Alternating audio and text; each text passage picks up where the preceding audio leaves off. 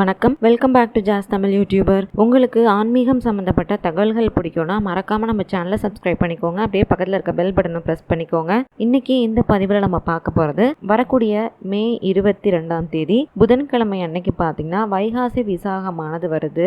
இந்த வைகாசி விசாகத்துடைய சிறப்புகள் பற்றி தான் இன்னைக்கு இந்த பதிவில் நம்ம தெரிஞ்சுக்க போகிறோம். இந்த பதிவில் நான் நிறைய தகவல்கள் சொல்லியிருக்கிறதுனால முடிஞ்ச வரைக்கும் இந்த பதிவை கடைசி வரைக்கும் பார்க்க பாருங்க. அதுக்கு முன்னாடி உங்களுக்கு ஆன்மீகம் சம்மந்தப்பட்ட தகவல் பிடிக்கும் அப்படின்னா நம்ம சேனலை மறக்காம சப்ஸ்கிரைப் பண்ணி வச்சுக்கோங்க. இப்போ வாங்க நம்ம வீடியோக்குள்ள போலாம். வைகாசி மாசம் அப்படின்னு பாத்தீங்கன்னா சூரியனுடைய கதிர்கள் இந்த பூமியில சுட்டரிக்கக்கூடிய ஒரு காலமா தான் இருக்கும். ஆனா இந்த வருடம் பாத்தீங்கன்னா கடந்த சில நாட்களா எல்லா இடத்துலயுமே வெயில் கொஞ்சம் கம்மியாகி மழை பெஞ்சுக்கிட்டு தான் இருக்கு. இந்த வைகாசி மாசத்துல பாத்தீங்கன்னா பல கோவில்கள்ல தெய்வீக விழாக்கள் ரொம்ப சிறப்பா கொண்டாடப்படும். அதுலயும் பாத்தீங்கன்னா முருகப்பெருமான வழிபடுறதுக்கு ஏத்த மாதமா சொன்ன மாதம் தான் இந்த வைகாசி மாதம். இந்த மாதத்துல வரக்கூடிய விசாக நட்சத்திர தினம் வைகாசி விசாகம் அப்படின்னு சிறப்பா அழைக்கப்படுது.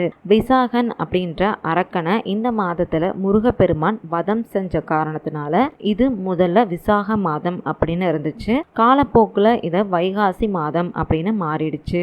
நவகிரகங்கள்ல குரு பகவானுடைய அருளும் சிவனுக்கு மந்திர உபதேசம் செஞ்சு சிவகுருநாதன் அப்படின்னு அழைக்க பெற்ற முருகப்பெருமானுடைய அருளும் நிறைந்த தினம் வைகாசி விசாகம். இவ்வளவு சிறப்புகள் பெற்ற இந்த தினத்துல விரதம் இருந்து முருகப்பெருமான கோவிலுக்கு போய் நம்ம வழிபாடு செய்யறப்ப தேன், இளநீர் இந்த மாதிரி அபிஷேக பொருட்கள்லாம் கோவிலுக்கு வாங்கி தானம் பண்ணணும். இதே மாதிரி சித்ரா அன்னம், தயிர் சாதம் இதெல்லாம் தானம் பண்றது ரொம்ப நல்லது.